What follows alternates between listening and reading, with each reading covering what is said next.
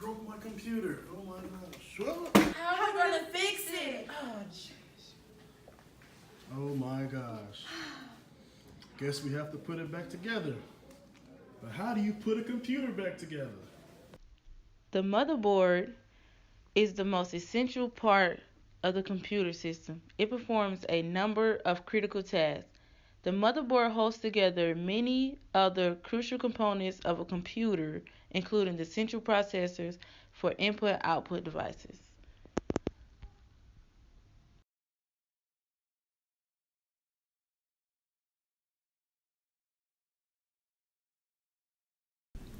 So this is the power supply. It's the most important part of the computer. Um, the power supply has different voltages depending on the color of the cable. For example, the orange has 3.3 volts, the red one has 5 volts, and the blue one has negative 12 volts. The two lower volts, which is the 3.3 and the 5 volts, are used for digital circuits, and the 12 volts are usually used to run motors. PSU converts a alternating current from your home to the DC direct current needed to power the computer. For example, the power flowing from a home has an unstable frequency, so the power supply is essential to convert it into a constant frequency so it won't damage the device.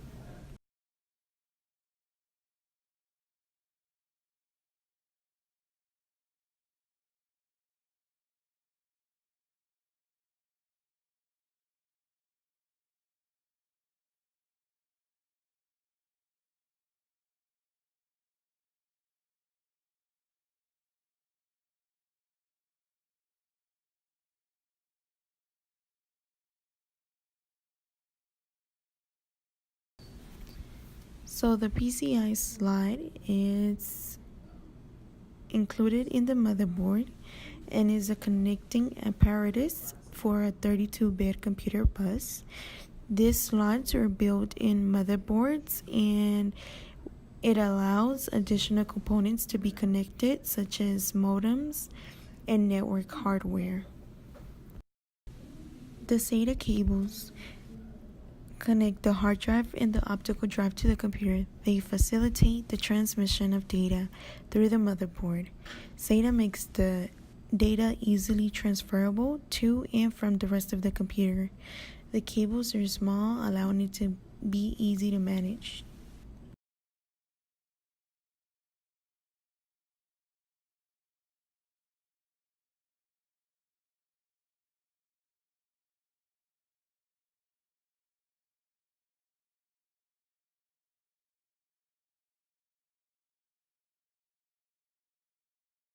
This is a heat sink. There are two types of heat sinks, active and passive heat sinks. They are both positioned above chipsets. Active heat sinks you can tell by the fan on the top, which pulls the heat away from the heat sink part. Both heat sinks are attached by thermal paste.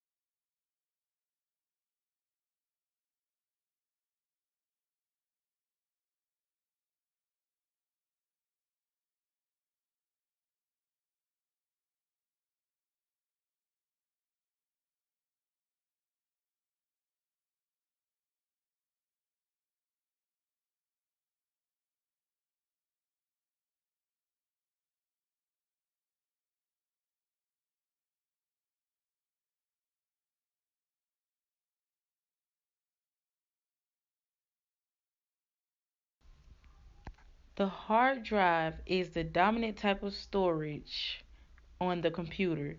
It consists of rigid disks made with non-magnetic material, which is coated with thin layer of magnetic material.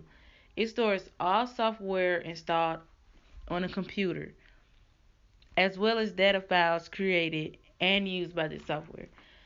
The hard drive is a form of permanent storage, so when you shut down your computer, the files will remain safely stored.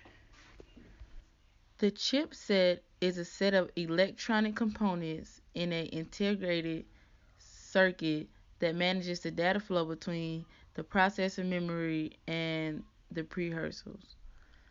It's found on the motherboard. It's designed to work with specific family of microprocessors. The CMOS battery is a physical part of the motherboard, is a memory chip that houses setting, configurations, and is powered by the onboard battery. It resets and loses all custom settings in case the battery runs out of energy, and it also stores information. This is your RAM. It stores temporary memory, which means the information is lost when there is no power. It is known as the brains of the computer because it accesses programs from the hard drive for you to use. This is the optimal drive. It is a type of computer disk that reads and writes data from the disk that is inserted. It traditionally can read CDs, DVDs, and Blu-ray disc.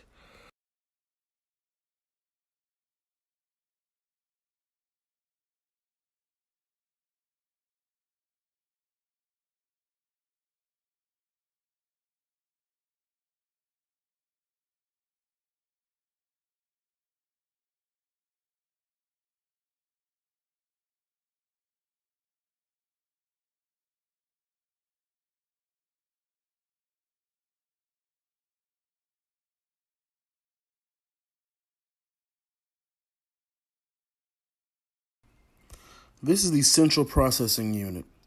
It carries instructions and programs from the hard drive and helps you run it on the computer. It's also known as the brains of the computer.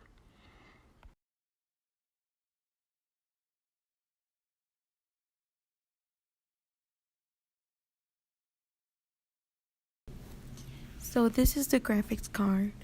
The video card sends graphical information to a video display device. How it works is that the CPU with software applications sends information about the image to the graphics card. Then the graphics card decides how to use the pixels to project the image on the monitor. The way the graphics card is able to accomplish its goal is by using the motherboard, the processor, the memory, and the monitor. Mission accomplished. We got it back together. Awesome.